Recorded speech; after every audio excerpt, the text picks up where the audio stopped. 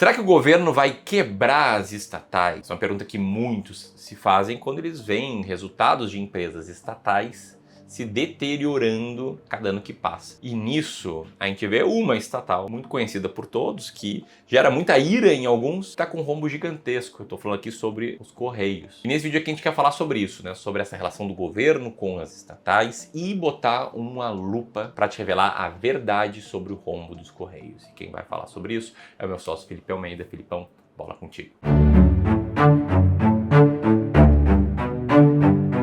Vamos direto ao ponto, o Banco Central soltou uma bomba no final de novembro de 2025, agora há pouco. Olha comigo aqui, ó. De janeiro a outubro desse ano, as estatais federais acumularam um déficit primário de 6,35 bilhões de reais. E isso aqui é até pior do que parece, porque quando a gente fala de déficit primário numa empresa estatal, a gente tá falando que é basicamente pegar todas as receitas que ela teve e subtrair de todos os seus custos, para ver ali quanto sobrou, quanto faltou. No caso das estatais brasileiras, faltaram mais de 6 bi. Só que o déficit primário, ele não é igual ao déficit nominal. A grande diferença entre eles é que o primário não conta os juros da dívida, caso essa empresa tenha. Ou seja, o resultado primário de uma companhia ou de um estado mostra exatamente qual é a eficiência que ela tem para equilibrar o que ela vende com o que ela gasta. E o fato é que, no caso das estatais brasileiras, isso está muito desregulado. Para você ter uma noção da gravidade disso aqui, no mesmo período do ano anterior, em 2024, esse rombo era já de 4,45 bilhões. Só que ele aumentou 42% nesse ano. Brincando, a gente já achou 10 bilhões de reais aqui do governo que poderia estar indo para outro lugar, mas não, na verdade está virando prejuízo através dessas empresas. E a gente está falando de um conjunto de estatais aqui, só que tem um patinho feio no meio disso tudo, que é os Correios. É quem tá puxando essa fila para baixo aqui. Sozinho, os Correios são a maior dor de cabeça que o governo federal tem hoje. O relatório aponta que o maior prejuízo individual vem dele. Para você ter uma ideia, no primeiro semestre de 2025, os Correios tiveram um prejuízo de 4,3 bi de reais. E aí, quando a gente olha para o futuro da companhia, as previsões são ainda mais assustadoras. Tem uma estimativa que o prejuízo do Correios pode bater 10 bi até o final desse ano, até o final de 2025. A gente tá quase acabando, então tem muita conta ruim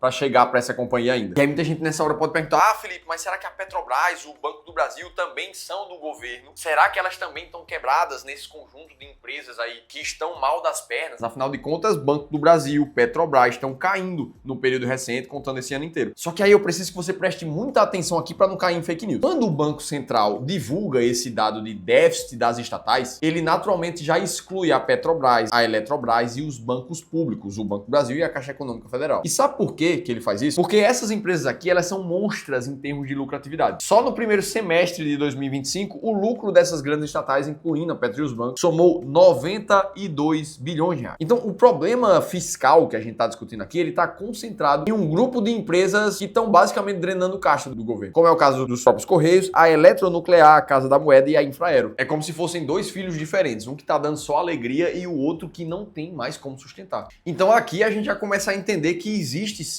um personagem por trás disso tudo, que é o pior dos casos, que é o caso do Correio. Então, vamos entender o que é que tá por trás dessa empresa para esses resultados estarem tão ruins assim. E teve gente que já foi fazer essa pesquisa pra gente, foram perguntar à direção dos próprios Correios o que é que tá acontecendo para esse resultado tá tão ruim. E o que o Correio explicou ali é que o rombo é exclusivamente devido à taxação de 20% sobre compras internacionais de até $50. Aquela chamada taxa das blusinhas. Para quem não lembra, foi uma taxação que o governo colocou em vigor a partir de 2024. Como boa parte dessas encomendas ficaram mais caras, as pessoas passaram a consumir menos. Se elas têm menos consumo, tem menos demanda de logística para os Correios, que estavam responsáveis por isso aqui, segundo eles, é por isso que eles estão com prejuízo absurdo. Afinal de contas, entraram nesse bolo aqui compras através da Shein, da Shopee, que eram devidamente destinadas em bastante volume pelos Correios. E aí, beleza, você chegou para a diretoria de uma empresa, perguntou por que o resultado financeiro dela tá ruim e ela respondeu que foi um imposto novo que o governo criou, sendo que essa empresa é estatal. Pode parecer brincadeira, mas não é não. E aí, pra gente entender se esse argumento dos próprios Correios faz sentido, vamos olhar para a concorrência, outras empresas do setor logístico que têm uma receita de uma forma muito parecida com o que os Correios têm. O economista Sérgio Vale, por exemplo, olhou para o Mercado Livre, que também opera diretamente no Brasil com as mesmas regras do jogo, só que não estão apresentando nenhum prejuízo colossal. A verdade mesmo é que o que a gente tá vendo aqui por trás é uma inabilidade de gestão terrível pela companhia. principalmente de perda de competitividade. O Correio estava acostumado há 10, 15, 20 anos atrás a ser praticamente um monopólio da logística do Brasil. Quando o mercado começou a ficar mais tecnológico, competitivo, as encomendas que a gente pede chegando em 2 dias, em 1 dia muitas vezes na nossa casa, é óbvio que uma empresa que não tem eficiência o suficiente vai ser menos procurada, vai gerar menos receita. E se não existe um controle de custos ou uma tentativa de competir melhor com os novos players do mercado, é óbvio que essa empresa vai começar a gerar resultados ruins. Agora, o que não dá é para quando os resultados do Correio estavam muito bons, poxa, mérito do governo que criou isso aqui. Agora, quando o resultado tá ruim, a culpa é de um imposto que o próprio governo criou. Não faz sentido nenhum. O Valor Econômico, por exemplo, destacou que o rombo ocorreu na gestão de um advogado que apoia o partido do governo e não tinha experiência prévia relevante em logística. E aqui a gente já começa a entrar num arcabouço de coisas e outros interesses que levaram à tomada de decisão de quem é que vai tomar conta da companhia ou não. O fato é que a situação é tão crítica que eles tentaram uma manobra arriscadíssima. Correios tentaram pegar emprestado 20 bilhões de reais de um consórcio com o banco. E é muito importante a gente entender isso aqui. Empresas se endividam. Isso é normal. A dívida por si só, ela não tem problema. O problema é o contexto da dívida. Primeiro de tudo, você gerando um prejuízo absurdo. Quando você vai ao banco pedir uma quantia de 20 bilhões de reais, é natural que haja aquela pergunta de tipo, tá, mas você vai fazer o que com esse dinheiro? Vai só servir para tapar esse teu prejuízo ali? Só que para agravar ainda mais, os juros desse empréstimo que o Correios queria tirar era de 136% do CDI. Nesse momento atual, isso daria mais de 20% ao ano. Imagina como é que vai ficar o resultado dos Correios quando você colocar o déficit primário mais os juros dessa dívida ao longo dos próximos anos. E aí, só de imaginar o próprio Tesouro Nacional, que seria a entidade que iria garantir essa dívida, ou seja, se os Correios não conseguissem pagar, quem ia arcar com esse rombo que ia ficar para os bancos era o Tesouro Nacional. Ou seja, eu, você, todo mundo com os nossos impostos. E aí o Tesouro Nacional foi lá e vetou esse empréstimo, com a narrativa de que era somente por causa dos juros altos. Cenário parecido com isso está acontecendo com a Eletronuclear, que também está pedindo um aporte bilionário para o Tesouro, uma obra ali do Angra 3, parada há 10 anos. Resultado prático disso aqui é que acaba indo para o bolso do nosso dinheiro. Para cobrir o buraco das estatais, o governo teve que bloquear 3 bilhões do orçamento de outros ministérios agora no final de 2025. Então a gente está falando de 3 bi que serviriam para outros objetivos dentro do governo que vão ter que voltar para cobrir a ineficiência de gestão aqui. E aí a partir daqui começa a ficar a pergunta, será que o Correios vai fechar, vai quebrar, vai ser privatizado? Porque afinal de contas, se a gente for ao pé da letra, na teoria mesmo, uma empresa estatal ela só quebra mesmo se o governo deixar. E afinal de contas, sempre vai dar para cobrir esses rombos de alguma outra forma. Até eventualmente chegando a imprimir papel de moeda para você conseguir cobrir e manter as empresas funcionando. E esse aqui é justamente o ponto-chave que faz com que as empresas estatais sejam ineficientes pra caramba. Isso porque se a gente olhar para o mercado privado, independente se uma gestão privada é melhor do que uma empresa estatal, nem vamos entrar nesse mérito. O fato é que a realidade, ela existe. O mercado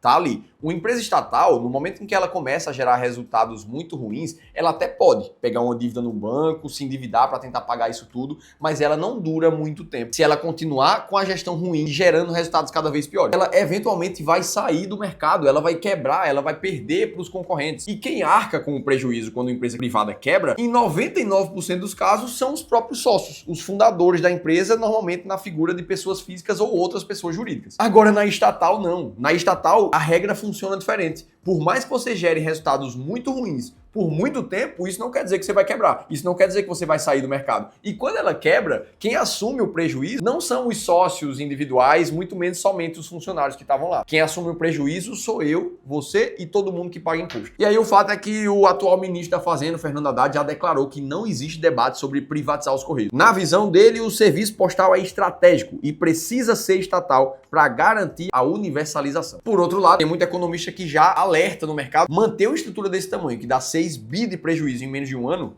vai drenar recursos. E aí, nesse momento, a gente consegue fazer um comparativo entre o filho que está dando trabalho, que é o Correio, com o filho que está indo muito bem, que é o caso da Vale, por exemplo, que já foi uma empresa estatal, mas hoje voltou a ser uma das maiores mineradoras do mundo, inclusive quase retomando a posição de maior mineradora de ferro nesse ano, gerando lucro, pagando dividendos e pagando um imposto gigantesco também. Banco do Brasil é outro exemplo, é uma companhia de capital misto, que tem sim o governo como sócio, mas que tem gestão profissional, competente, que faz o banco acabar competindo de igual para igual com os grandes bancos privados também. E aí, visto tudo isso, fica a pergunta, poxa, mas o que é que isso impacta diretamente no nosso bolso? Ora, a primeira coisa a gente já falou, o risco fiscal, ele existe. Se a gente continua gastando dinheiro de forma ineficiente aqui, isso vai para a conta total do governo. Inclusive, existem conversas até de flexibilizar a meta fiscal para 2026. Tudo numa tentativa de acomodar o rombo que os Correios vêm gerando. Ora, isso aqui passa um recado muito ruim para o mercado nacional e para o mundo todo. O que a gente está dizendo quando a gente faz uma coisa dessa é que se a empresa não gerar resultados, não tem problema. Eu mudo as minhas metas, porque afinal de contas quem tem que ser mudado é as metas e não a gestão. Então é natural que isso impacte o bolso de todo mundo. Ou seja, existe um cenário negativo realmente aqui por trás dessas empresas que já vem carregando alguns anos de prejuízos bilionários. E aí, beleza, a gente começa a migrar agora para pensar, tá, Felipe, mas será então que investir através de estatais não faz sentido para uma carteira de investimentos? Pensando agora com a cabeça puramente de investidor, deixando o cidadão para trás. E aí, nesse ponto, é óbvio, eu não posso nunca te dizer o que é que vai ser certo, correto para você. Isso depende da estratégia de cada um dos investidores. Pra gente aqui no Clube do Valor, não importa se a empresa é estatal ou se não é. O que importa de verdade é se uma empresa passa dentro dos critérios de uma estratégia bem desenhada para selecionar ações baratas, para selecionar ações de dividendos. Se a gente for olhar o ranking das ações mais baratas da bolsa nesse momento, a gente encontra empresas estatais. Banco do Brasil está aqui como muito barato nesse momento, a Petrobras também está aqui. Assim como outras empresas que não são estatais. A Gerdau está aqui, o Grupo Mateus está por aqui, por aí vai. Então, para uma empresa estar barata, isso na verdade independe da filosofia por trás, se ela tem algum capital estatal ou não. Agora, o que não pode acontecer é uma empresa estar dando prejuízo e ainda assim estar barata. A estratégia das ações mais baratas da bolsa, por exemplo, ela corta absolutamente qualquer empresa que esteja no prejuízo nos últimos 12 meses ou no último trimestre, seja essa empresa privada, seja essa empresa estatal. E aí depois disso a gente começa a tentar encontrar as empresas que geram o maior resultado dentro do balanço possível e ainda assim estão com preço muito baixo. Esse é o caminho para chegar nas 20 ações mais baratas da bolsa, que inclusive gerou um resultado muito acima da média nos últimos anos, muito acima do Ibovespa, do CDI, como você consegue ver na tela. Então, o que importa mesmo é saber encontrar as ações boas nas horas corretas. Então, o que a gente viu até aqui é um problema real que existe, que parece que vai continuar existindo agora, que na hora de você tomar a decisão como investidor, é importante olhar para outros critérios. Não levem em conta somente filosofia de gestão, porque isso é subjetivo. O que importa pra gente é resultado. Inclusive, se você ainda está na dúvida de como é que você tem que investir, como é que você deve selecionar os melhores ativos para sua carteira de investimentos, mesmo com eleição pela frente, mesmo com as dificuldades fiscais, com os juros nas alturas, aí eu preciso te convidar para participar de um evento que vai acontecer no dia 7 de janeiro, chamado Carteira de Investimentos para 2026. Essa que vai ser uma aula totalmente gratuita que o meu sócio e fundador aqui do Clube do Valor, Ramiro Gomes Ferreira, vai te mostrar as 3 alterações que você precisa fazer na tua carteira em 2026 para chegar até a dobrar o teu potencial de retorno. Para você participar da carteira de investimentos para 2026 é totalmente gratuito. Eu vou deixar um link para você se inscrever e participar na aula 7 de janeiro às 19 horas. Agora, não perde tempo, se inscreve agora porque o mercado não vai ficar esperando a sua carteira estar pronta para realmente mudar ou fazer um movimento brusco para qualquer um dos lados. Dito tudo isso, a gente analisou juntos como é que está a situação dos Correios, como é que estão as narrativas por trás disso e como é que a gente costuma tomar decisões de investimentos mesmo com esse cenário. E para que você continue assistindo os vídeos aqui do canal, eu vou deixar um outro bem relacionado a esse e eu vou estar te esperando no próximo conteúdo.